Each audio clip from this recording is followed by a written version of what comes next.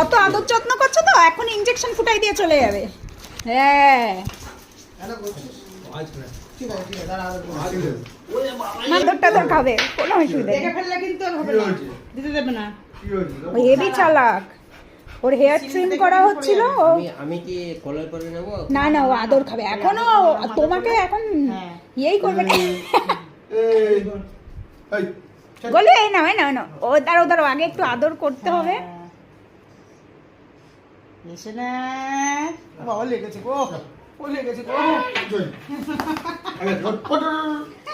যাবি ঘুরতে যাবি, ঘুরতে যাবি।